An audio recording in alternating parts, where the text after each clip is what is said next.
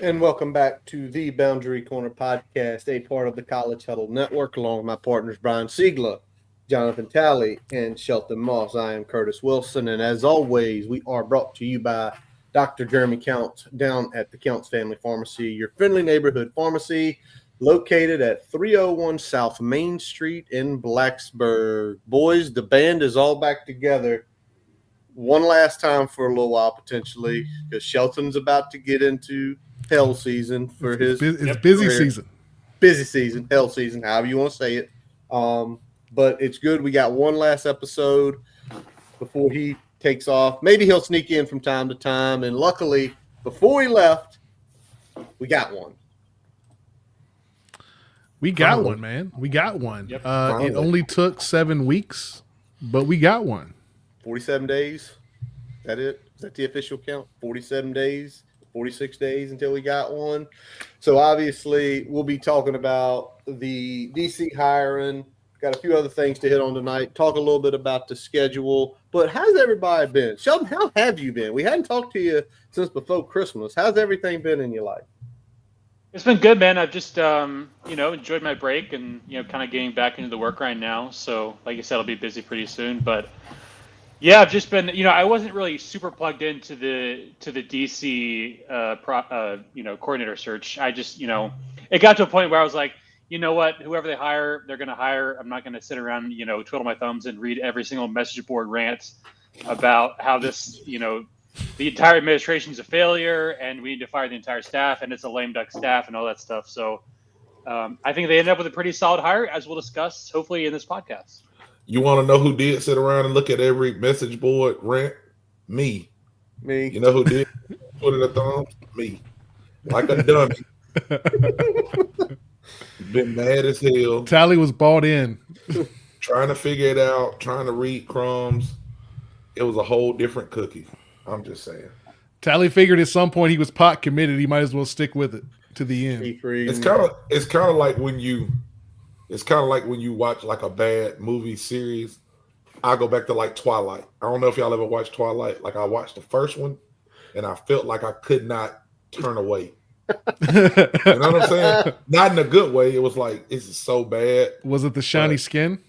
It was just a whole bunch of stupid shit. You know what I'm saying? Like the one guy's a werewolf and then the other guy's a vampire and he's watching his girlfriend lay with this guy to keep her warm. I don't know, man. There was a lot going on.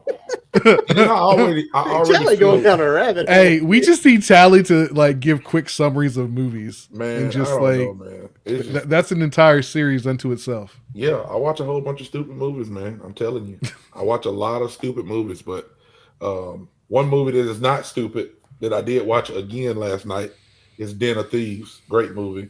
I had to refresh myself on Den of Thieves so I can go or get ready to watch number 2 that they just came out with. So I hope they do that justice. That's what I'm interested in.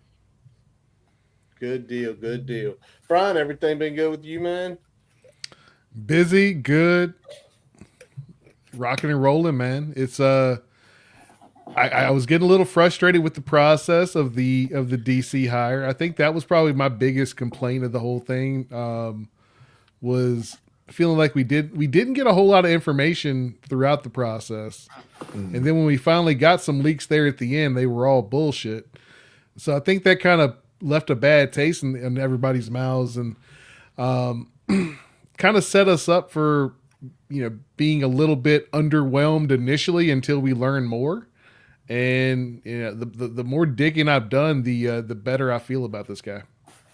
Do we have 2 Matty B's in the chat, or is it the same Matty B on a different platform? Whoa, hang on.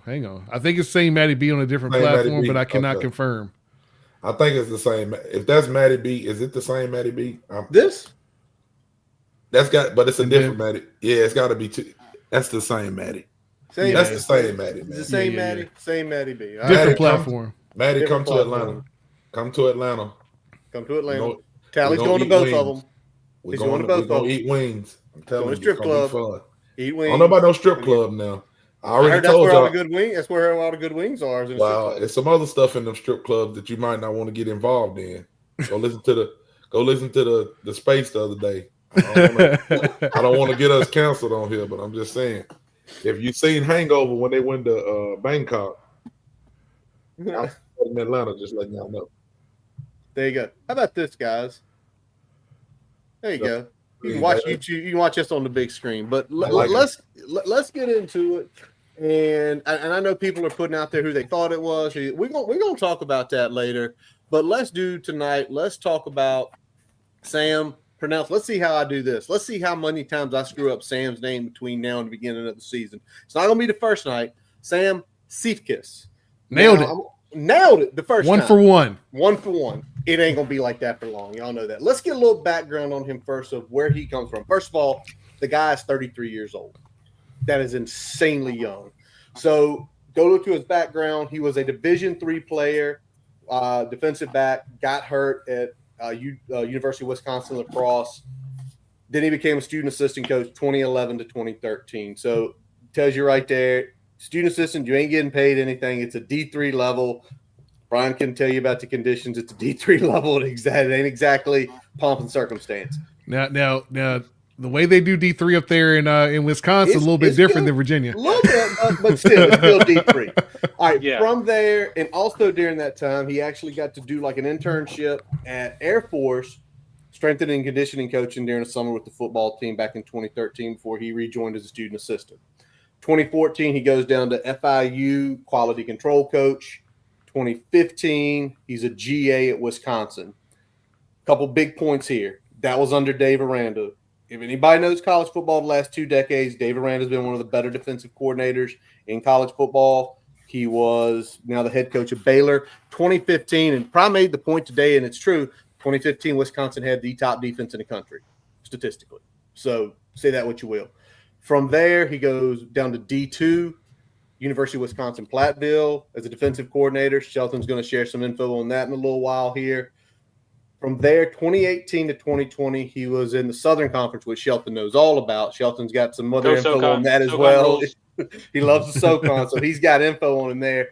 He was a defensive coordinator. First of all, I'm going to say something about this we can get into in a while.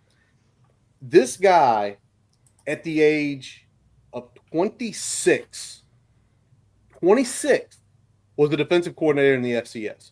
26 years old, okay? Doesn't matter what level it is. That's insane. He was there from 2018 to 2020, defensive coordinator at Wofford. We'll get the data on that. Went to the Vikings in 2021 to 2022. His first year there, he was defensive quality control coach, and then he became the assistant linebacker coach. We got some info on that as well. And obviously the last 2 years, he has begun making his hay over at the Arizona Cardinals as the full-time linebacker coach, as the head man in that room. So let's talk about that background. Shelton, you got a lot to unload, so I want you to hold tight. Brian Talley, feelings on just reading through the stuff and all that. Chris Lester, what's going on?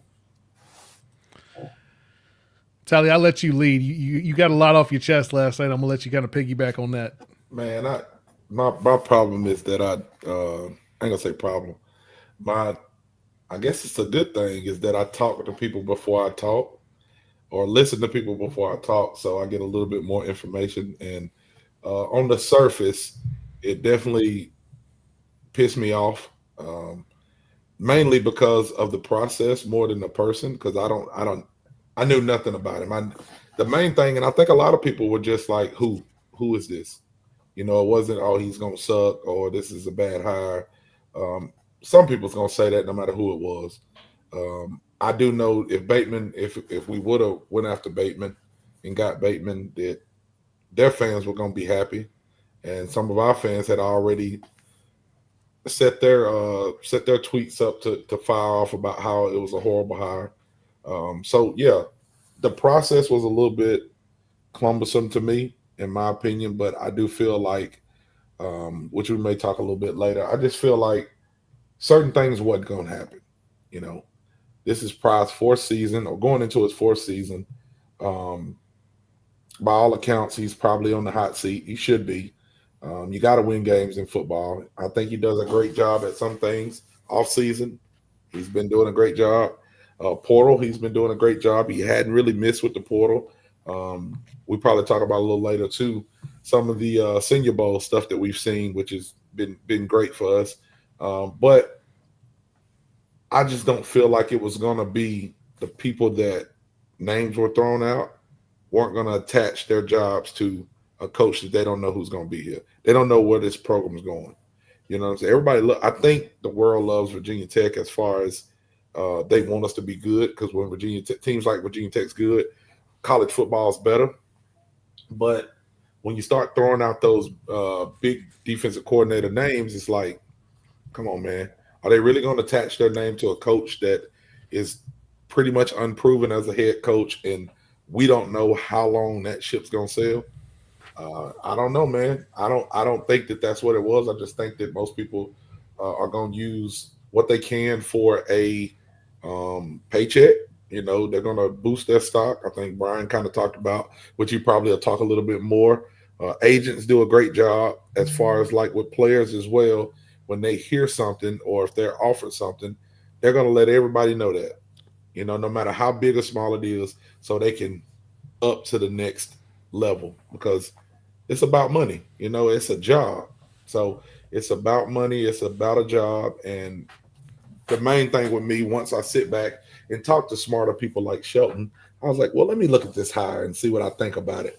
But I did know that I was frustrated with the process. Brian, how was you feeling?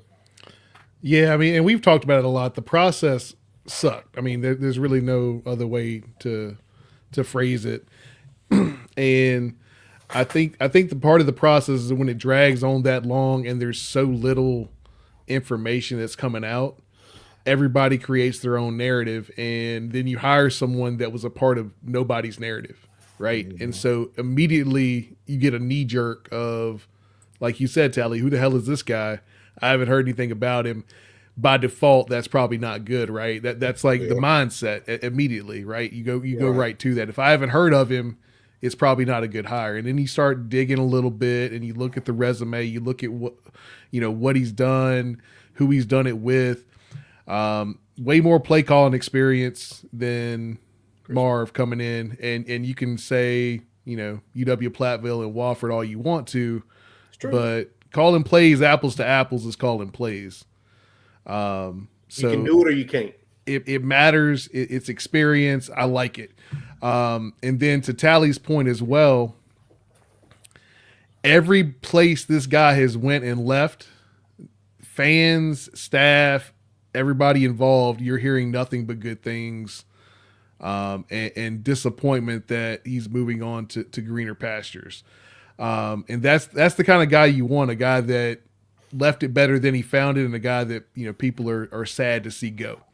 So, I think initially I was like, all right, y'all know I'm not a knee jerk guy. I'm gonna gather my information. But at first I was like, all right, I need to do some digging here because I don't really know what to feel, because I hadn't really heard this guy's name floated out there. I hadn't done enough research. I hadn't seen enough information. So upon digging some more, I feel a lot better. That's not to say this isn't a risky hire, at least in terms of some of the other names that were floated out there. But I think it's a definite improvement from Marv, and I think the ceiling is insanely high of what his potential could be, especially if we can get the right personnel in the building either this year or early next year. All right. Before I give it to Sheldon, you got a lot to unload, so I want to give you the full floor in a second here. Yeah. And I want to give my quick take because, first of all, I was like Tally. Me and Tally got down the rabbit hole. I would send messages and be like, Groundhog's Day, like day 43. Y'all saw me tweet it the other day. Day 43 is Groundhog's Day. We ain't got a defensive coordinator yet. So I'm like a split personality on this. I'm two-faced from Batman. Because on one side, I am not overly excited about like his recruiting prowess, because he really has not done it at the highest of levels. And also college accolades. No knock on the SoCon. And yes, calling plays is calling plays, but he has not been at the collegiate level. And you can say, well, it's at the NFL. And it's like, well, it's a different ball game. There's professionals who are getting paid. They can get their asses cut at any time versus an NIL that you have to pay the kid regardless. So I was like, oh, that's not the greatest piece. But then to Brian's point, I did a little further research. Shout out Dan Poltz. Me and Dan found some good stuff. Shout out our coach Robbie Compton, who had an interview from this guy back in 2000. I think it was either 19 or 20, talking about some philosophies and stuff. But when I started listening to that, started seeing those things, the first thing I can say is this, and I said it a few minutes ago, the age at which he got to the NFL is impressive. He got to the NFL at the age of 29. I don't care what you're doing. Before he was 30 years old, he was in an NFL building. By the time he was 31, he was a linebackers coach. That doesn't happen. Usually, if that, it's nepotism. It's a Brian Schottenheimer, it's a Kyle Shanahan. Papa's in the business. I'm going to get put in regardless. You normally don't see guys in their late 20s, early 30s being put in that position that quick. Usually you got to work 10, 15 years, then you start getting there. The other thing was the scheme video. Y'all want to know what he's doing? Go look at my Twitter account today. I tweeted it out there, 2 videos about this scheme. This scheme excites me. It truly does. It excites me not only from all the stuff you can do with it, but I've told these 3 guys sitting in here before we came on, and I'll say it again. I think a scheme like this favors how we can recruit. How many times do we say, well, that guy's a tweener, and that's not great? There are some things with this defense, a tweener will work better than a full-blown safety or a full-blown defensive tackle. You know what? We actually need a guy who's a tweener to play big end when we play 4 eyes or something like that. Or we need a guy who's got some twitch, but he's got to be able to do things a linebacker can. Brian's going to get into that a little bit later. That's what I'm excited about. So Shelton did his research, and he's got a bunch of stuff. So, Shelton, I'm going to give you the floor. Go for it. Yeah, well, I was doing some digging on Mr. Siefkes, looking at some advanced stats. Obviously, the traditional metrics, I think, kind of speak for themselves. Total defense, third down conversion percentage. They were 4th in the country at Platteville in 2017. And, yards per rush, all that stuff, is pretty good. But I got some SP Plus rankings, advanced stats for his teams when he coached, before he coached, and after he coached at his respective schools. So let's start with Platteville. So he came on as DC in 2016. And just for the record, the conference that they play in, the WIAC, is a really competitive conference. Like, it's probably close to the SEC of D3 at that level, just with how good Wisconsin and the Midwest is at football at that level. So lots of really good teams. But the year he took over, the first year, they were 19th in SP Plus on defense at that level. And then next year, they're 22nd. He leaves. 2018, they dropped to 125th. So that's a 100 spot drop in a single season directly after he leaves. So the head coach at Platteville was a guy named Mike Emmendorfer. So he retired in 2021 after a pretty successful stint overall. His record was about 500, but the 2016 team of Platteville was the only one of 2 playoff appearances they've ever had in school history. So he played a big part of that. Apparently, Emmendorfer really just couldn't get the defense right after that 2017 season, and he eventually retired. They just weren't winning a ton of games. So I think it speaks positively about Siefkes that he was able to create a good defense in a situation where they really hadn't been all that good, either after he was there or before he was there. So that's a big plus for him. And then he goes to Wofford. Now, Wofford, as you guys know, historically was, pretty good under Mike Ayers, who's sort of like the Mike Young of their football program, led them to a bunch of conference championships. He retired in 2017. So 2018 was the first year that Siefkes was the DC there. So taking over a first-year staff, obviously some transition there. That was right as the portal was starting. So they retained most of their defensive players. And it was a pretty good defense that he inherited. But he was still able to keep it going for the most part. 13th in SP Plus his first year, then 20th, and then 31st in that spring altered COVID season, which was obviously very difficult on those FCS teams that had to play in that season because they had lots of opt-outs and some teams decided to quit, but kind of a chaotic situation. And then so 31st in 2020, next year he leaves, they drop to 108th. So that's I'm trying to do math in my head, 77. 77 spot drop. Now, Wofford had some issues, granted. Their head coach did not turn out to be good. They kind of screwed up the offense, and he got fired eventually. So, how much of that was solely due to him? I mean, we don't know exactly. But we do know that he was really good when he was there, and they were really bad in both spots after he left at both schools. So I think that speaks to kind of his track record of, getting the most out of the talent that he has. And a couple other things that I heard from some insider connections I had. I'm very well connected in the coaching scene these days. Not really. I just have a buddy who worked on the staff of a Southern Conference rival when Siefkes was at Wofford, and he was at that school. And he said that the Vikings were really sad to lose him in 2022 when he left for the Cardinals. And they even tried to increase his pay, which is very rare for an assistant linebackers coach. Does not happen often. Usually in the NFL, they just let guys walk. And he also reportedly had a much higher degree of involvement with their defensive operations than you would typically expect for a coach of that stature. So on the whole, lots of really good things to think about Siefkes. I think the more I learn about this hire, I think the more I feel good about it, I'd say. Yeah, I think Sheldon, right there, the 2 points you're making, especially, it's the fall loss, right?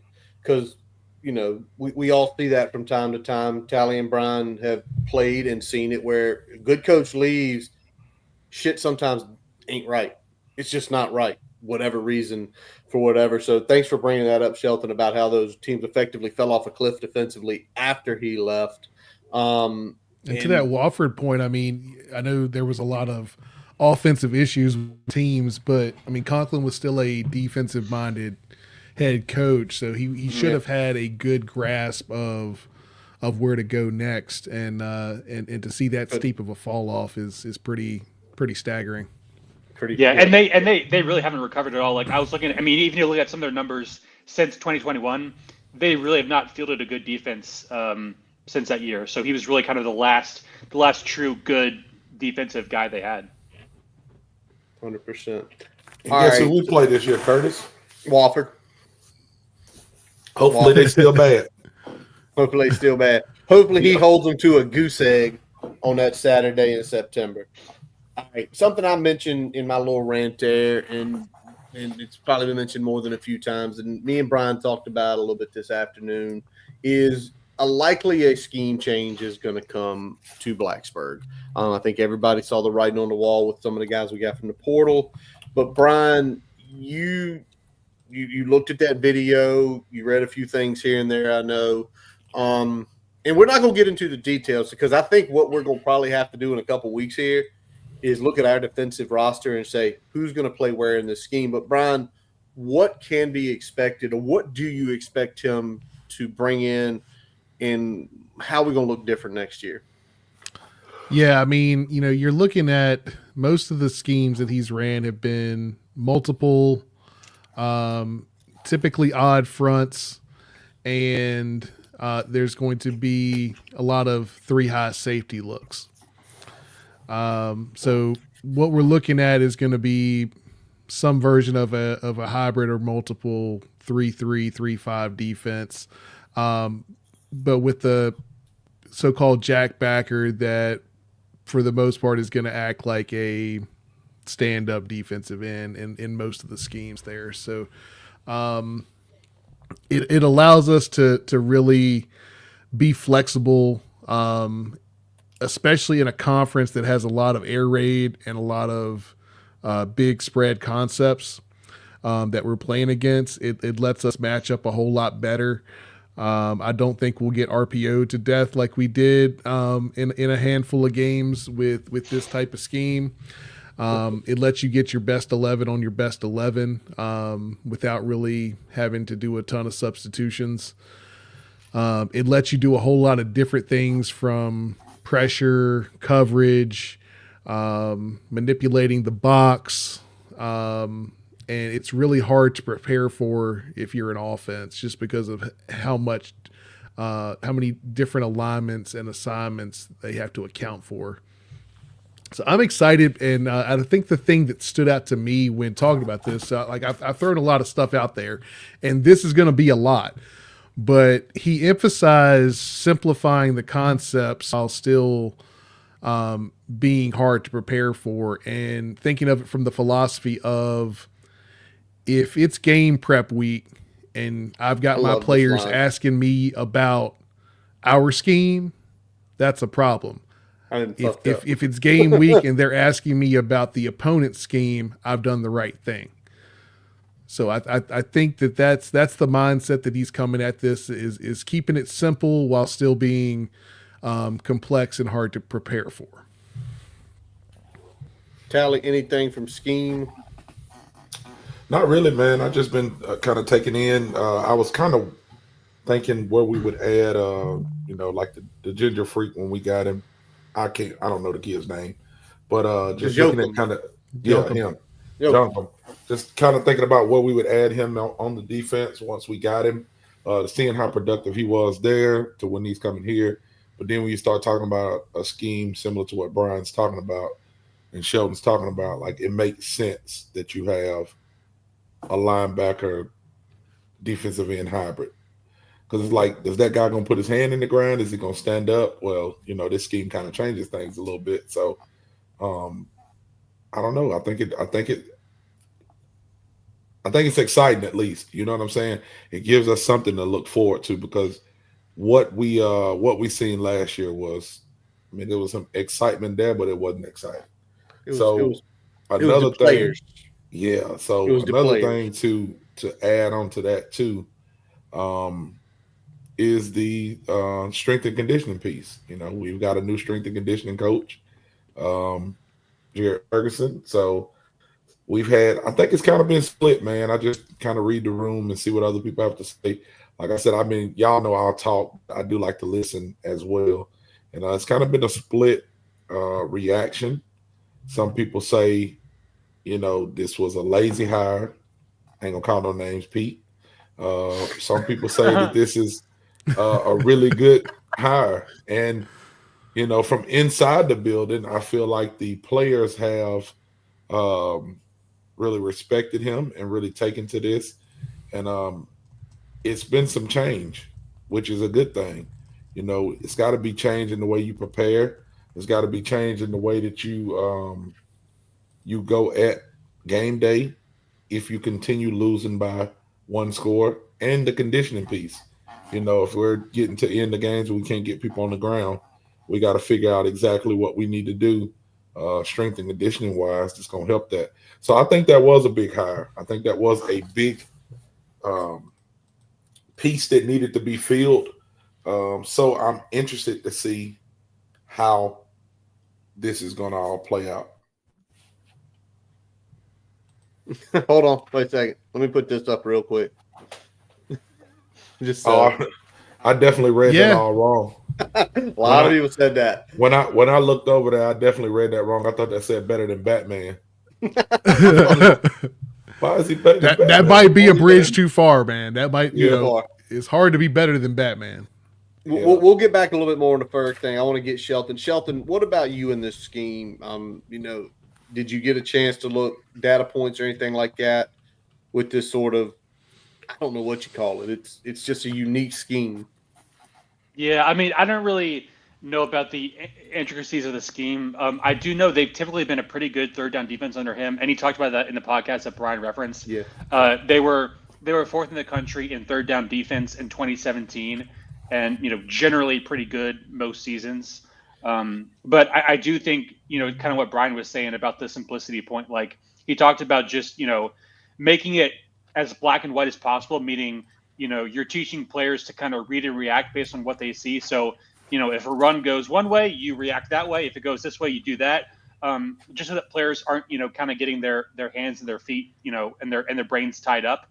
I think that's really good. I really like kind of just the stuff that you had to say about the principles that he operates by, and just making sure that players focus on their technique, because as we've seen, it's very easy for linebackers to miss their assignments. If you're not teaching the concepts right, then players don't understand what they're supposed to do. You got to teach the concepts first, the fundamentals first, and then everything kind of filters down through that. So it seems to me like he's got a really good grasp of how to be an effective teacher. Yeah. And something he said, and I listened to that podcast as well. And again, Brian mentioned it. Shout out Robbie, who is on here tonight with us. He found it for us and sent it over so we could listen to it. The one thing from that really caught my eye, it was two pieces. The first one was the way he talked about every week you have ABC. A, Here are the concept they do the most. This is what we're going to focus on. I think he said probably 60% of the time. I don't know if y'all remember. He's like, hey, this is what they do the most. This is what they run the most. Here's concept B. Like this, we are going to know in and out because effectively, Brian mentions it. Tally said it. Shelton has said it. That's their bread and butter. They're going to run this. It don't matter. Give a damn who they play, what looks we give. They're going to run this. Then he talks about B, and he says, we're going to look at this at like 30% of the time. He's like, we know they run this occasionally, but we can't be heavily focused on that. But he says we still have to pay attention to it. And then, and he said something like maybe 10, 15 times a game they'll run these plays. The last one, he says, they might run these plays 1 to 3 times a game. And I love what he said. He says this last little piece. So he's building, right? I'm ingraining what they're going to do a lot. I'm going to layer the next one. And he said the last one, these ones where they won 1 to 3 times, one they might pull out on you, the trick play, something slick. He's like, I look at this last. This is a Friday night walkthrough. This is the last thing I look at. And when I think philosophy and scheme, it's like a building basically saying, if we know these plays and we can stop this and this, and I mentioned this to you at the last possible second, this is ingrained. This is ingrained. If they try to pull one of these slick plays, I just mentioned it to you less than 12 hours ago. It's probably going to be something you remember versus trying to tell you something to remember from the bread and butter, which should already be in ways. And I like the way this, and it talks about, it's a common way that they break down to high school. It's simplifying things. Let the guys play, right? Simplify. Make it easy. Let them go out there and play. Let's talk about this real quick. Go ahead. Inside linebacker, no. Big nickel, probably. Oh, who are you talking about? Oh, this right here? Yeah. Okay, so you're talking about some of those. He's essentially going to be one of those box safeties, the big nickel here, in my opinion. I think you need to, when you look at inside linebackers, I think you're going to be looking probably at Woodson. At this point, Bass probably playing the other spot there. And then we talked about Jonkum probably sliding in there at the jackbacker. It's going to be interesting to see where the other spots in the safety room shake out. But yeah, I peg Caleb Spencer for being a big nickel in this scheme. Well, that's me and Brian actually. I talked to him at lunchtime today. We were both doing our power walks, and like that's what we've got to figure out. And probably in a few weeks, probably through conversation, if we can get Shelton in here, great. If we can't, yes, probably not. That's what happens. I had to get some laundry done today, and unfortunately, I didn't throw him out of the picture. My wife is going to be horrified when she sees this. So everybody remember if I'm in trouble in the next few weeks. But that's Kim what gonna be on your ass tomorrow. She is. She really is. She's like, 295 people saw your laundry. I'm gonna be getting it. More than that. Yeah, probably a lot more. By the time it's all said and done, a whole lot more than that. But either way, that's what we've got to look at as we get into the next few weeks. Is once he's in, and once we also know who the other coaches is, because it was said today, and I'm gonna get to the other piece that was said today as well. We're not quite done yet. We're not done with the shuffle. I know y'all all heard it, and what I think is going to happen, and y'all come back. I do believe that there is going to be a new safety coach. I do not think Pearson Praley will leave the program, but again, he was in a player personnel role before. They got put in a pinch. Pearson's a loyal guy, but I think we're going to have a safety coach, hopefully by the end of this week, but maybe like 46 days from now. Spring ball starting. I think that's the most obvious move. I think the other thing you got to look at is who's on the road. Who's on the road? Who's actually coaching linebackers day to day? Because we know that it sounds like Sam's not going to have his own room. He's obviously going to have a heavy influence in the linebacker room, but obviously he's not going to be assigned as the position coach to that room. Is Quinn sliding in? Is a DB taking over? Are we bringing in 2 guys on defense? What's this going to look like? We still have a little over $800,000 potentially to play around with. It sounds like more, because what you got to think of, Brian, is if Prelo leaves, takes a less role in a cut, I think he's making 3.25. So reality is you have about 1.2, maybe more. I guess it depends on where that gets allocated, but yeah, I mean, I don't use all the money. Yeah. Yeah, you got it. Use all you the need money. it. Go ahead and spend it. So that brings into the question, is this going to be I guess the question is going to be, do you still look at a John Scott Jr. And does he just work with outside linebackers? He's coached outside linebackers in the past. He's been primarily with defensive ends. I don't know. I'm very intrigued to see what the other staff moves are going to be. Even though I do think safety is probably the one that we're definitely going to get in this move. Tally, Sheldon, any feels on that? Yeah, I can't think about no more coaching moves. I just got to sit back and let them do what they do. I can't even rack my brain about it. I just need them to make some good decisions and put something good together so we can win. I need to go to Atlanta and win. So he needs to go to Atlanta and win. Y'all remember that. Let's go back to the what you brought up before, because it was not announced the last time we were here. But with Ferg taking over the strength and conditioning program, I know some people were like, "Oh, well, that's just an inside move," and it's really not, because Deej had his own philosophy on how to train, and it was not from the school that Ferg came from.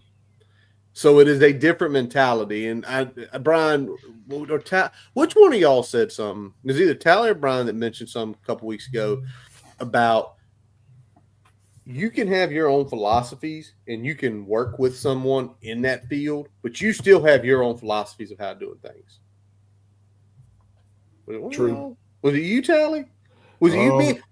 One of us. I think we just kind of brought it up. I can't remember who exactly brought it up. But okay.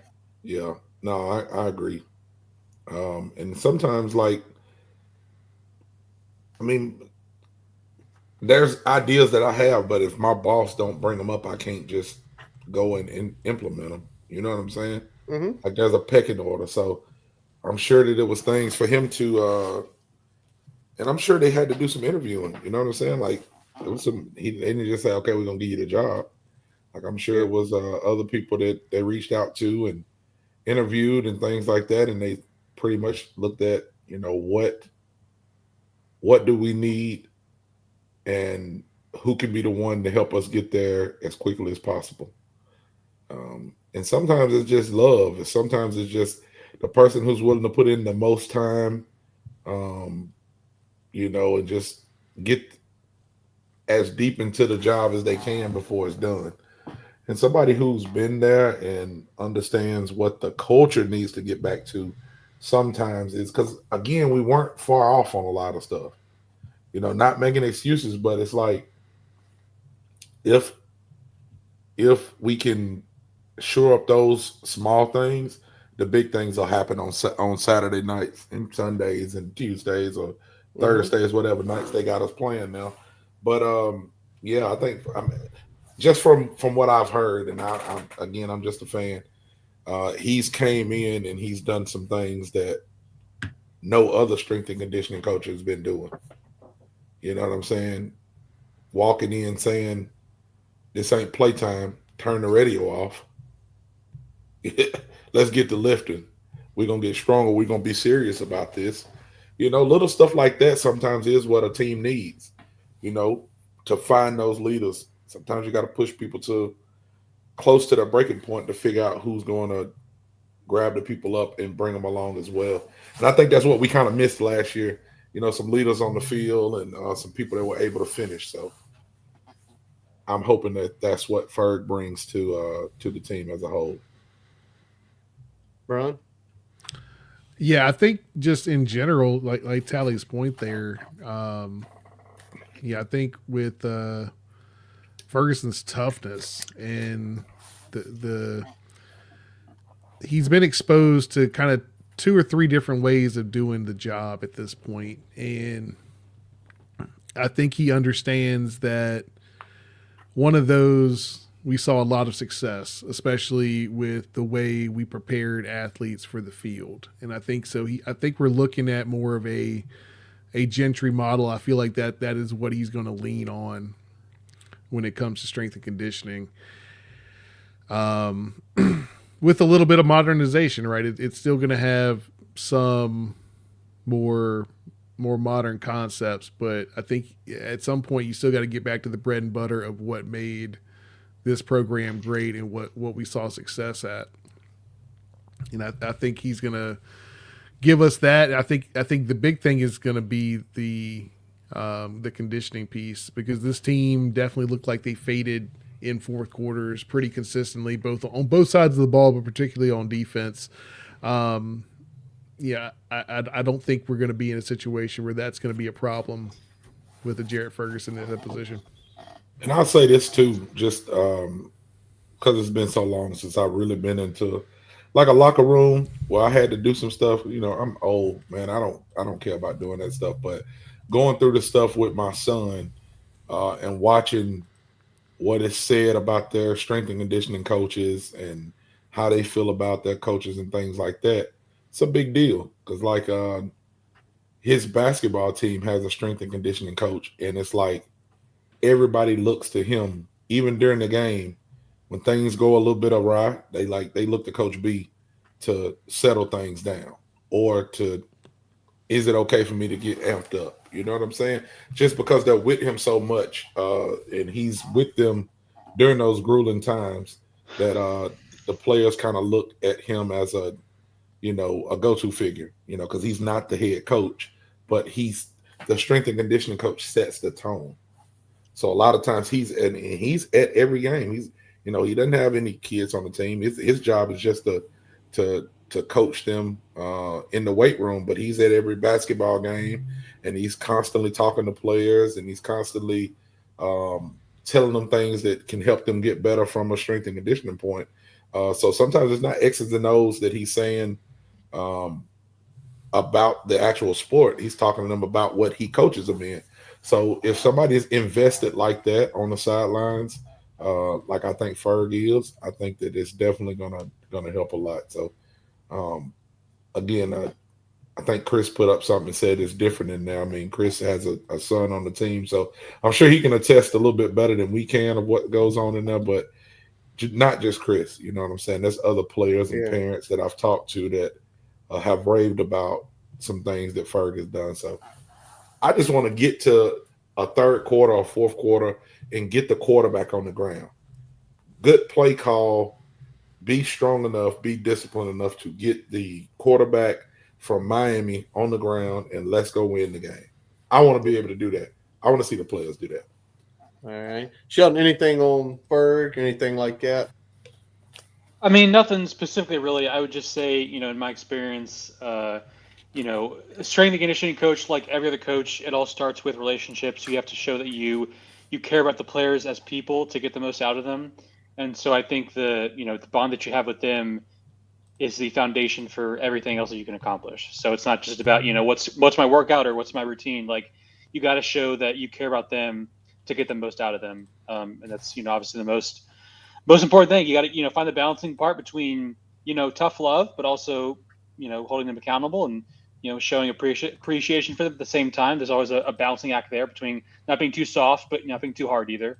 I've read about, some of those SEC coaches under Nick Saban, the job that they did, being, so widely respected in the program. Just, how much time that the athletes spend with those strength coaches is really critical. I mean, it's a critical part of the program. So Again, I can't speak to Ferg and his specific traits, but hopefully they can get someone in there that really just again can just hold them accountable. Yeah, you just said it, and Brian put it up there with Robbie says the guys do spend a ton of time with the strength and conditioning coach because it's, as we know, winter workout starts soon. They're with them more than anybody here. They're with them during summer workouts. They're with them in the locker room getting treatments and all that stuff. So with that staff more and more. But I think going back to the Ferguson mentality, I think a couple people have said if a guy don't look like Jared Ferguson in your strength and conditioning room, then that ain't your strength and conditioning coach. Because you look at him, he is a big SOB. He played mean. He played hard. He was the last of one of the fullbacks way back in the day in the early 2000s. But I also think, Brian, you mentioned he's been through several strength and conditioning coaches. So obviously it's picking up extra things. But the thing that made getting gentrified was it was what Tally has mentioned. It was we got late, deep in the games, and guys still had the energy level to get the quarterback on the ground to make that run. I'll always go back 2009. Close your eyes, go back to Alabama when Ryan Williams broke that big one. Like that was late third quarter, and he exploded away from basically an NFL defense. Why? Because to Tally's point, to Brian's point, to Shelton's point, he was conditioned. He was ready to explode like that late third quarter, not the early part of the game, late third quarter. So there that is right there. All right. You mentioned Brian a few minutes ago. It's kind of a talking point. It looks like he's going to be a DC only. That will all, to me, that's all going to fall out in the next few weeks with additional hires and the reshuffling of the staff. So we'll probably talk a little bit more about that at a later time. But I want to let's just be straight up honest. And I don't know how many other people will talk about it, but I do want to talk about it. What option was Sam? Because I'll give Fry credit. And he didn't say it, but he said, hey, we had a guy coaching in the national championship game that we had interest from. So we know he won one. Was he two? Was he three? Was he four? Was he more? What do y'all think? Sean, what do you think? I'll pitch it back to you first. Where do you think he was? I mean, based on what I'm reading, I would say anywhere from 3 to 5. I mean, I know they went in Knowles. I know, they're looking at Bateman. And it seemed like Bateman was a guy for a little bit of time. I don't know where. I mean, look, Price said in his press conference today, they initially had a list of about 20 candidates. So they kind of narrowed down to 10. And that's when they started doing the very thorough research. They started doing those, 4-hour interviews with all those candidates. So out of the pool of 10, I'd say he's probably top 5. But I don't know where exactly in that pecking order he was specifically. Tally, Brian, y'all got a feeling on this? No, I kind of go with what Shelton said. I was thinking he probably was in that 3 to 5 range, somewhere around there. Just because, like I said, of course, I mean the big names is probably out there. When some people say no, some people say Banks, and again, I don't know these people. I know the defense when I watch football, but I don't know these people until people start telling me their names. Derek just put in the chat that Seth Wallace from Iowa. I don't know him. You know what I'm saying? I know Iowa's defense, but I don't know none of these people. So I just know kind of what I've heard of people. And I feel like once we talked about it and once we looked at things, there's no way that Bateman was the choice on Sunday. When did he announce this? Yesterday? Yesterday. So there's no way that Bateman was the choice on Sunday night, and then we hired Sam Monday. It just don't. It can't be. It don't make sense. Yeah. Like were you doing all the research and then how did you get the stuff in place that quickly? I don't know.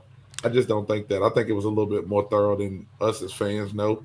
It just when you're not right, you probably get a little bit upset because you want to be the one to break the news or know a little bit more or just want to be in the know, just wanted it to happen. So again, it is a very wait and see type hire. Some people thought that I probably would be a little upset on here, which I'm not. I mean, again, everybody kind of knows how I feel. I haven't hid this. I think it all goes back to the head coach. I don't think that yes, you do have to make some good coaching hires, but I think that if Pry elevates his game this offseason as a coach, then the team will be fine. I think that we get some of those games that we lose if the head coach elevates his game. So that's kind of how I feel. I could agree with that. I think, looking at options, I'd say 3 or 4. I don't think it's probably lower than that. I don't know where the Bateman smoke came from, if that was just a play by Bateman's agent to get some smoke out there to help with everything that's going on with the A&M situation.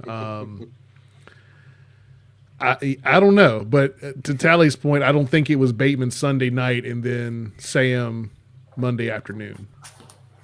So whether we think there were some other guys in that mix, I mean, I know Derek said, Seth Wallace. We obviously think Jim Knowles at this point.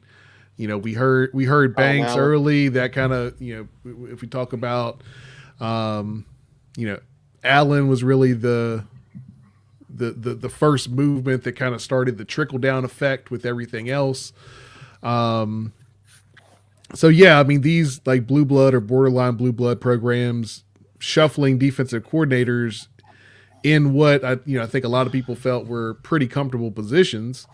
You usually don't have a national championship defensive coordinator going to a in-conference rival just for some more money. So that's an interesting look. But apparently, Knowles was going to be the fall guy after Michigan, or so the story is going, and all of a sudden they go on a run, and the rest is history. So he ends up getting a bigger payday instead of getting shown the door. So that's interesting, and I'm sure that played some of the roles in kind of what we were dealing with there.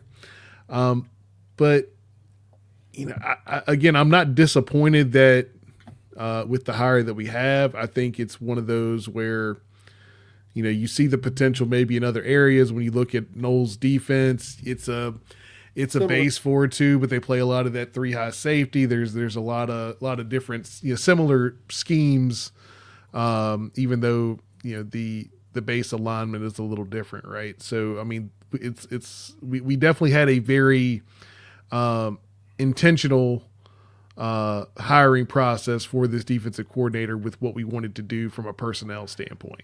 So I like that. That's the truth. And I'm with Shelton. I want to probably put it 4 to 5 because I do think, I mean, the rumors are flying out there that Ryan Day was going to axe Jim Knowles, even though that defense was really good this year. Apparently they had butted heads on shit. And you heard Knowles that if they had lost to Tennessee, the Knowles thing was going to be done. Maybe, maybe not. You don't know, but it's early in the process. And then you hear Banks. I personally, everybody says we had Banks. Like, no, we didn't. Tally, you with me on this. Me and Tally talked about it. Banks came here because he knew they can offer me blah, blah, blah. And I'm going to go back to Tennessee and say, they just offered me blah, blah, blah. What are you going to offer me? And what did he get? Oh, wow. He got a $2.1 million brand new contract. I wonder how that happened. Oh, yeah. It's a game, people. Just because you think somebody's coming, they playing games out there with the money. The Seth Wallace, the Tom Allen, but I think he was somewhere 4th or 5th. Again, I think Pry in his head has this envision of doing the 3 high safety look because we probably can recruit better to it. And he laid out some guys where, hey, they're running something similar that might fit this. I can recruit to this, and I can land one of these 5 or 6 guys. Yep. Put Jim's up there. Yeah. Banks definitely used us as leverage 100%. Mm-hmm. So, yeah. I mean, again, I don't think this was off the radar completely. To us, it was because we know names, right? We were looking conventional. We were looking conventional. That's a great way to say it, Brian. We were looking conventional. All right, let's roll on. And let's talk about the portal because, y'all, we weren't done. Tally, Brian, we went through like 19 guys last time. We thought we were done with the portal. Shelton, I won't bring you in on this convo. I know recruiting you don't follow anymore. But for the sake of my mental health, yes. He's got to take a break on something. Smart man. Let's talk about this. Let's talk about the 2 guys we got. I want to start with Ben Bell, the Texas State transfer. one of the higher recruited transfers that we got out of it. It looked like he was going to go to Ole Miss, but for somehow, some reason, some way, some shape, some form, we pull him out. We got the Ginger Gang now, all the redheads. He looks like Andrew Parent. I don't care what Andrew Parent tries to say. That might be his kid from an illegitimate relationship. he was busting that one out early then. You damn, well, you know, it is what it is. But any thoughts on this guy? I mean, he was pretty highly thought of at the beginning of the season. The Red Sea. All right, if they can get 30 sacks combined, we'll call them the Red Sea. But y'all, Brian, Tally, whoever wants to go first, what do y'all look at Bell? What do y'all see from him? What do you like? Bell's just got a motor, man. He's got a great motor. I don't think he didn't play much in this season. So looking last season, because I think he didn't play, so he could red shirt, so because he knew he wanted to get out. But again, high level player, does have some production, graded out really well in most people who are watching him play. So I'm interested to see what he brings. Just bring some toughness too. You know what I'm saying? Anytime you got a white dude with red hair that's playing on the defensive line or close around the line, then he's probably gonna be good. So Ben Bell is, if you go watch his tape, you can watch just a little bit of what he does, and he's gonna fly off the tape just of his motor and how he's trying to get to the ball. Like, he's not trying to take a double team just to free somebody else up. He's trying to beat it. He's trying to get to the ball. So I'm excited to see what he can bring to the defense. He's got that those crazy eyes that you like to see in a defensive lineman, like when they kind of that almost like the shark eyes, like when they smell blood in the water. Like he's got those type of eyes and intensity about him when he plays. I'm excited. I think a good skill set. I think it matches. It would have been good in what we were doing. It's gonna, I think, be great in what we're moving to. So I'm really excited. And Tally, you made the point about, like, what did he do? He only played 4 games this year. In 4 games, 13 tackles, 6 for loss, 3.5 of those were sacks. Also forced to fumble in 4 games. And this is something we're going to see. There's going to be guys who are down at G5 that know I can get money somewhere else. I might not make it in the league, but I can make 6 figures for 1 year. What? Oh, yeah. Oh, that yeah. was a good one, Tally. That was a good one, Jumping. Yeah. But to Tally's point, Yeah. guy in 2023 was an absolute monster. 57 tackles, 10 sacks, 16 tackles for loss, a forced fumble. Like, he can play. The crazy eyes, 100%. All right, let's flip to the other guy that we got here. Coming out of Coastal Carolina with Braden Bennett. Braden's old. I think Braden's a COVID guy, so he's been here a while. But anything y'all see, saw statistics and stuff like that, because it was a good late pickup. 6'2", 220. 6'2", 215. That's enough as a running back. Like, I'll take it. Production, I think he had about 900 yards this past year. And that's what we need. The last thing we need, and I know a lot of people were asking questions, and again, I know that y'all watched the game. Nobody in the chat. Maybe I'm just talking to some people on Twitter that don't watch the games. But again, I know that all of us watch the games.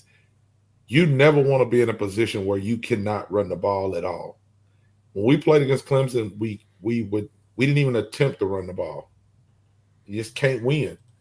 One reason was our running back was hurt, and then our RB1 was hurt, then our RB2 was hurt, and then we had a young guy that I think fumbled, that the coaches were scared. So you got to be able to run the ball, man, and that's part of the reasons why the defense was put in bad positions, is because we couldn't finish certain drives.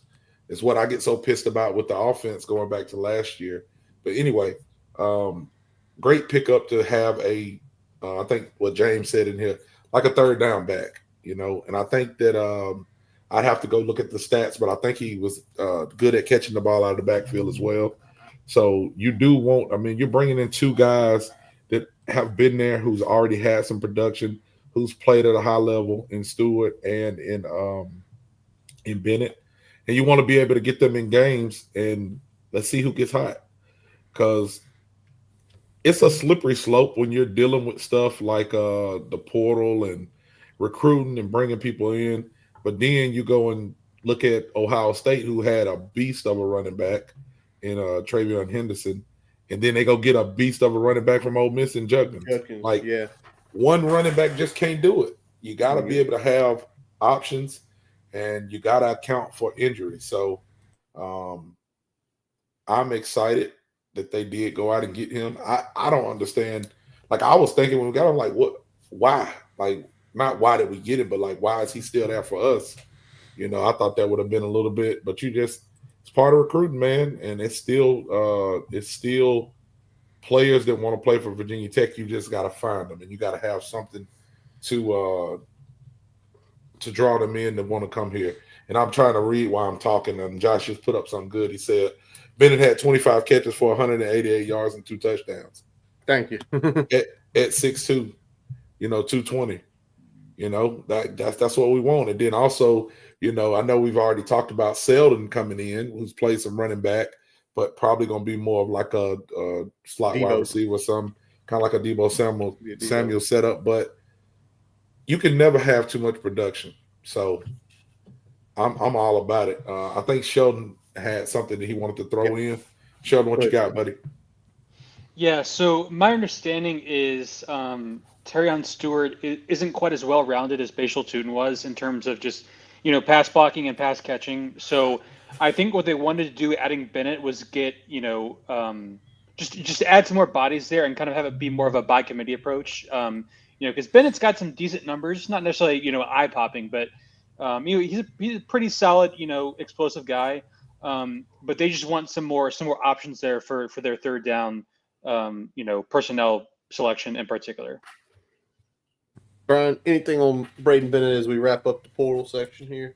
Yeah, I think to Sheldon's point, getting that insurance policy and having a guy that you can trust on third downs is always going to be important. Whether you're using that person out of a backfield or whether you're keeping them in there to block, having someone that you can count on and rely on third down is so important when it comes to pass protection. So that's going to be a big point, and I think that's where you'll see Bennett shine with that size, the ability to pass block, but still being a productive receiver out of the backfield. All righty. Let's roll on just a few more notes before we look at the schedule for a few minutes here. Jordan Bass, Lord have mercy. Now, in some cases, some people are saying this is good. You need some stupid ones and crazy ones out there because you got to balance. Everybody can't be a choir boy at football. But it was reported. I think it was on January 5th because I went back and looked in some record. There was a DUI by Virginia Tech police on that day, and then just a few weeks later it pops out. But Lord have mercy. Could you have waited like to summer? Could you have waited till summer? He should have waited till just after the spring game, like 420, right? No, he needed to go ahead and get it out of his system now. Okay. For my understanding, he's hurt anyway, so I think Bass is going to be real limited in the spring. I ain't saying that makes a difference that he should go and get in trouble, but I don't think this is. I mean, he wasn't going to be able to do much in the spring anyway. So sometimes you gotta start a villain arc. You gotta have a villain origin story. So if this is what it takes for you to get serious, you just transferred, you're coming back home, and then you go and you get in trouble. So now it's serious. These kids all want to get NIL. They want to be able to take care of the families and get money, but there is stipulations that comes along with that. There are some some grown-upness that comes along with having a job. This is treated as a job now because you're getting paid. So I'm not saying that I'm glad it happened, but if it's gonna happen, I think now's the time so we can get on track to spin it into something positive. And then I'm gonna say this. So Fur can work his ass and a little bit extra for the stupidity. And then I'll say this. Y'all can I don't smoke. It's weed, man. Yeah. You know what I'm saying? It's legal. weed. It's Nobody's legal in ever Virginia. nobody's ever got high and drove a car 100 miles an hour. You probably got high and drove a car 10 miles an hour. I'm just saying, you're probably going under the speed limit instead of over it. So I'd rather you be smoking and driving than drinking and driving. Don't do neither one of them if it's any kids out there, but I'm just saying. Them Georgia players was getting behind the wheel of cars and they was getting all kinds of stuff Dumb going shit. on. And they were still playing. So let's just go ahead and let's get past this and let's not get in trouble. No more. Everybody else, let's keep it straight. Yeah. There we go. All right. Real quick. It was announced spring game April 12th. I am TBD'd. Tally. Haven't even thought about it yet. I don't know. Hopefully I can make it. It's always fun to go to the spring game. My wife likes to go. We usually stay in Bristol, go to the casino a little bit, then drive up. So I don't know, man. I'm gonna try to make it. I'm gonna try my best. Even better, Tally. It's a late kick this year. So that gives you time to go gamble all Friday night, get a little nap, wake up by 9, be in town by 11, and you still can tailgate and everything. Shelton, I don't know what the schedule looks like, or is there a potential you could be there the 12th, or is it a no-go? There's potential. Okay.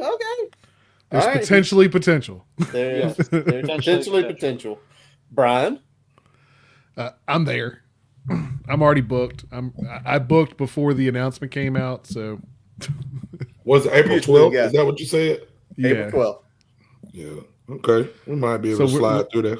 We'll be coming back from the cruise. I'll have a week at work, and then I'll head down to Blacksburg, baby. Here you go, Brian. You will have a week to convince my wife to let me go that weekend. Yeah, I'm gonna be the pitch man. I'm gonna be the pitch man all week. Hey, or you can put Andrew. You gonna call Andrew and be like, go pitch to Kim. Y'all gonna be in that y'all gonna be in that tiny room for a week. She gonna be itching for you to get out of her hair. I promise you. Them little bitty cruise rooms. Them little bitty cruise rooms. You be ready to get out. We got some friends of ours going that, I kid you, they've got a teenage daughter and a son that's a little bit younger than me and Brian's kids. Yeah. They just went and got 2 separate rooms. Mom and dad, dad and son staying in one, mom and daughter staying in the other. I'll tell you, man, last year we went on a cruise. It was my son's first cruise. And we got 2 rooms, but my daughter and her friend went in one room. And then my son stayed in the room with me and my wife, and we never seen him. I wish he was that way while he was at home.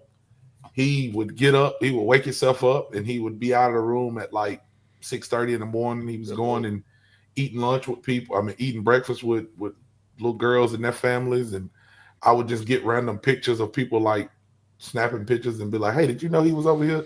He was going and playing basketball early in the mornings, and then he'd be like, hey, how late can I stay out?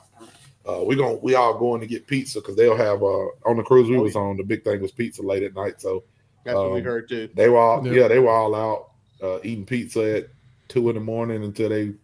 So we never seen him. Not saying that you still don't need no space, but for me, I was like, hey, I kind of like this. He's here, but he ain't here, so I'm gonna let him do his thing. There we go. All righty. So, as always, we are brought to you by the Kemp Family Pharmacy, friendly neighborhood pharmacy, 301 South Main Street in Blacksburg. Go check Jeremy out. Check Jeremy's podcast, Blacksburg on the Rock with Paul Van Wagner, formerly of ESPN Blacksburg. But, Tally, you hit me up today and told me a little something because if y'all did not see, ESPN put out just a little earlier today the top 100 games of 2024 college football edition. Tally was teasing me and asking. So, Tally, I'm going to put this on you. How many games did the Hokies have in the top 100 this year? I just looked at the one. They may have had one more, but I know they had one, and it was at 7. and it was the Miami game, the Miami Virginia Tech game, and I just thought, I wonder what Curtis. When I first seen that, I said, I wonder what Curtis thinks about us losing this game and them cheating us, and it turning up to be the number 7 best game of the year. So, Curtis, you was my first thought when I seen that. That was Man. your first thought? Because you know you're going to make me mad about that. It was my first thought. Yeah, there we go. We got hoed. That's the honest to God truth. But it was a great game. That game on that Friday night, I think the numbers were like 4 million. It was like one of the highest rated Friday night games ever. 4 million is a ton of people for a Friday night game. And it was a great game. Yeah. Whatever you want to say, I was pissed about the outcomes because we did get screwed. Yeah. Karma bit them in the ass against Syracuse later in the year. They deserved it, but it should have happened to us. But it was truly a great game. I mean, from beginning to end, you know, it had all the drama. It had stops. It had go-ahead scores. It had comebacks. And then the crazy shit at the end. It's 7, I don't know if it's, you know, maybe it should have been top 5, but I'd have to go through everything. Sheldon, I feel like you have that, don't you? Did we have any you had? I think David Hale wrote it. The top 100 games of the year. Let me find it because I think no, I don't have it linked. You don't have it linked? Let me see if I can find it because I think someone said that the Syracuse game is on there. It might have been on there too.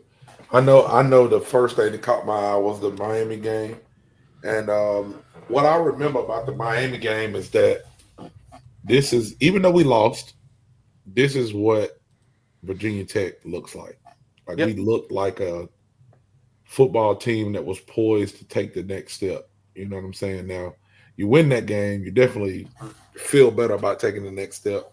But just from the way that we came out and was chirping at their players. I mean, there's some NFL players over there. We chirping back at them, they're chirping. And it was a true rivalry. You know what I'm saying? Yeah. Like, even I told people when they said when they took the Miami game away, I was like, that's the real rivalry. Like, Miami was the first team I seen Virginia Tech play against in person. And it's electric, man. Like, not that the fans don't like each other, but that's a real game where they respect each other, but they want to beat each other. Yeah. You know, like it was Miami fans there that we talked to, and they was just like, they wanted to win. And it's always like that. You know, we talk about UVA, yeah, it's a rivalry, but is it really a rivalry? You know what I'm saying? It's like when you push the special kid down out of his wheelchair so many times, like, come on, man. Like, are you gonna keep doing that? Are you all right with that? Or you really, you know, you're gonna stand up to somebody and just punch it back. You actually in a 12 round bout. That's what I like to see. But I would have really liked for us to win that game. Yes. I feel like if we catch that ball, that game goes a little bit higher. We did catch that ball. We did catch that ball.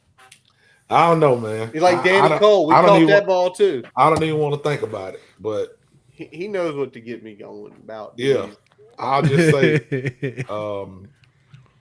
this year, I'm hoping that we end up on the top 100 games, and we're coming on. We coming on the top end of it. Now, I will tell you this, Curtis. I'll bring you this. It says the Vandy game was on there too. So Vandy was 84. So the number 1 game of the season was Vandy versus Alabama. No. That's what they put. That's what ESPN put. I like Bill Connolly. That's stupid. The game of the year. I like Bill Connolly. That's stupid. Was who? Georgia Tech, Georgia. I think that was probably like that was 4. Yeah, I think that should have been 1. That game was unreal. I think I know the Vandy Alabama game was higher. That was 5. That was 5. Okay, and then the Scatterboo coming out party in the playoffs was like 2. Yeah. So, which that was a freaking good game, man. Oh, that was 3. Okay. Yeah. What was 2 and 1? 2 was Bama, Georgia, 1 back in September. I don't even remember that game. That's That was an iconic game. Whatever. I get it. Vandy, Bama was one. I don't agree with that. The whole Bama Georgia game. The only thing that made that game Bama went up early. Georgia gets all the way back. It was the Ryan Williams touchdown. Like that was an iconic play when they hit that touchdown down the sideline. It was just like they should have lost. They should have lost. The Orange Bowl. Wait a second. Orange Bowl was Penn State Notre Dame, right? Yeah, Orange Bowl. Oh yeah, there you go. Ohio State, Oregon.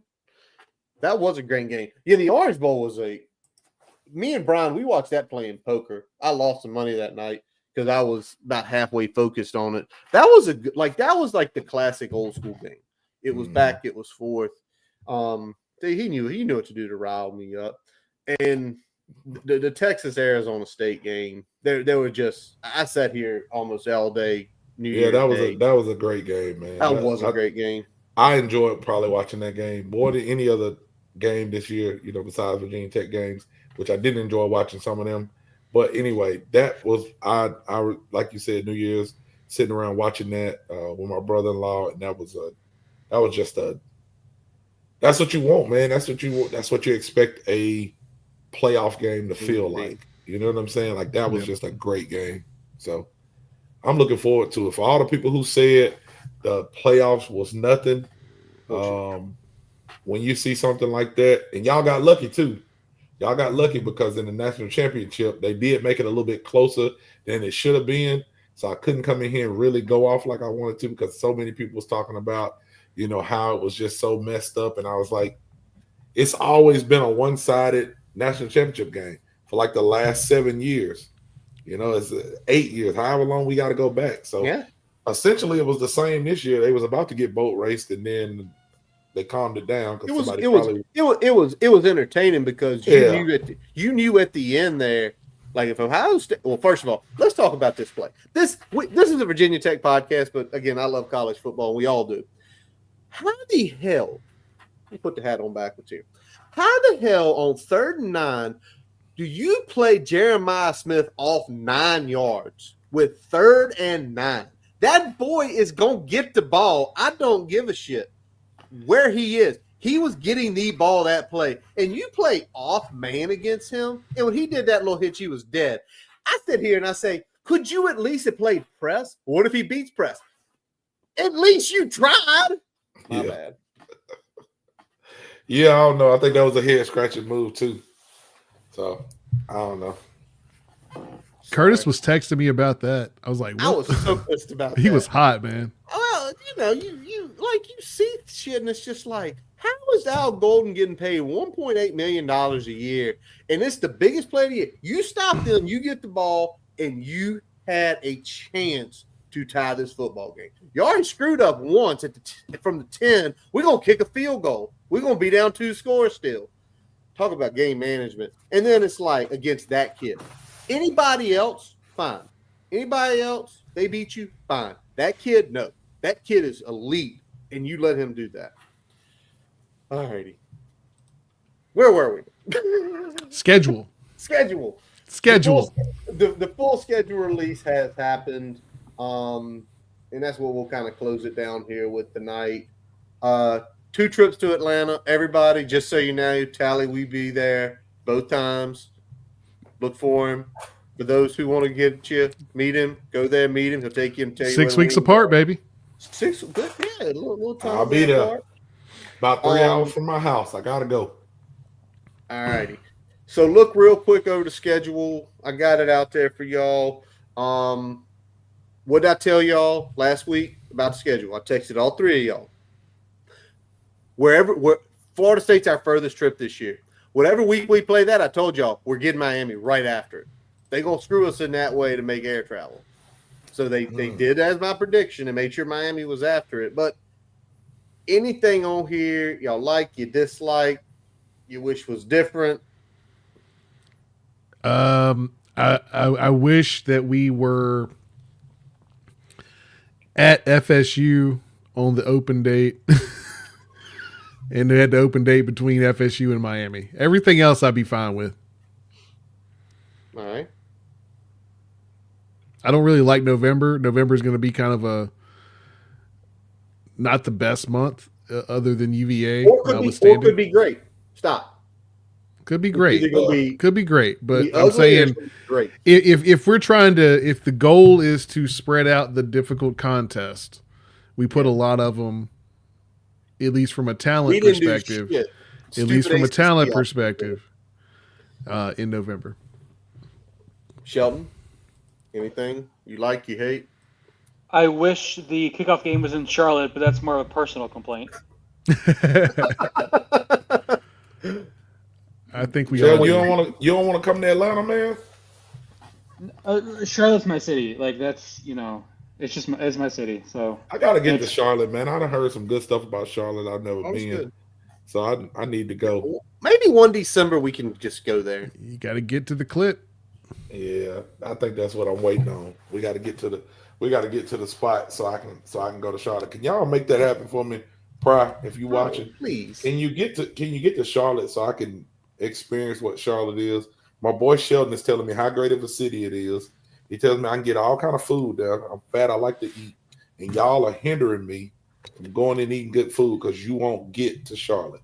Please get to Charlotte. Please That's get to what I Charlotte. need. There's one restaurant there that had the best cornbread I've ever tasted in my entire life. I don't know if you're a cornbread guy, but I'm black. We love cornbread. you gotta try it, man. What's the place called, Sheldon? Do you know? I'll text my friend and I'll get the name. So there you go, Coach Pry. You have to get us to Charlotte so we can go to the cornbread place. Tally needs cornbread. It was a transcendental experience. Oh my God, cornbread. That's great. Yeah, I know we got 7 home games. We do. That's a lot of home games. Maybe we can make it to one this year. Hey, maybe we can actually, take advantage of that. I hope so. Let's try. We got 7 home games. And again, when you think about, I know every team's different, every year's different. But looking at that back half of the schedule, you go Louisville at home, then you go Florida State, then you go Miami, then you go Virginia. It's like, really? Yeah, I get it. It's a for me not to sound like a homer, I'll just say I'm more worried about our team than I do those teams. Florida State fucking won 2 games this year, I think. I'm not too much worried about what Florida State has going on. Maybe they come back next year and they go to the playoffs. I don't know. Miami had a very, very good quarterback this year, and we took them to the brink of the end of the game. So, yep. Carson Beck, he's ugly. I don't know. He ain't worth $4 million. I don't know how he's gonna play, but I know he's ugly. There you go. Does that sound right? Yes, I'm like, oh, you talking about that place? Good place. Ask him. Pinky and Merritt's. It sounds like it's good. I don't even know I don't know if that's the same place, but it sounds good. You looking at it? I want to eat that. Yeah, I'll close it down. We get a traditional Thursday with Cal. Great. Or Thursday or Friday. I'm sure when it comes out, it's Friday. Everybody will bitch and complain about it being on a Friday. But like overall, it's like fairly balanced up until the last month of the season. Like you go through, it's like, well, Georgia Tech should probably be a tough game. NC State should probably be rebuilding. The beginning with South Carolina and Vanderbilt. But like you asked me to key in on a date. I think what happens October 11th down back in Atlanta tells the story of the team. Middle of the season. Like I think that's the pivot game. I think, and if it's a year if good things happen there, we're sitting here having good conversation. If not, we're talking about some new coaches, potentially more people being fired. So there we go. All right. Anything that has happened in the last hour and 25 minutes, gentlemen, y'all want to share? I don't see anything else out here, man. I think we're good. All right. I did confirm it is Mert Soul Food in Charlotte. So thank you, Rob, for bringing that up. I totally forgot the name of the restaurant. So we'll have to get Tally there sometime. We're gonna get Tally to merch because we're gonna go to Charlotte this year. One way, shape. Get the merch, baby.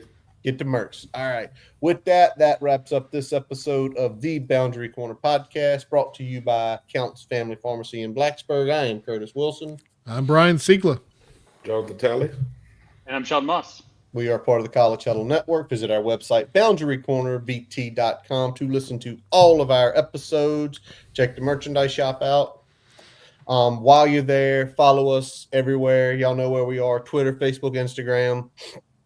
Subscribe on YouTube. Also, favorite podcast source. Somebody asked me today, "Oh, y'all just on Spotify?" And I'm like, "No, we're on all of them. So whatever you like to listen to, we can get you." If it's one we're not on, let us know. I'll get us on there. Absolutely. If it is one we are not on, please let us know, because that really is going to bother Brian for a while. If he's missed a podcast source that we could be on, he wants to definitely get it on there. As always, our buddy Jason Long, he plays us in, he plays us out every week. Check his website, jasonlongmusic.com out, for all his latest stuff. Man got called back into emergency wrestling coaches over the last few weeks, so I don't think he's had a chance to listen in, but check out his Spotify, his YouTube pages. As always, we appreciate all y'all out there listening. Y'all have been very entertaining in the chat tonight. And as always, we appreciate y'all. And let's go. Hokies. Hokies.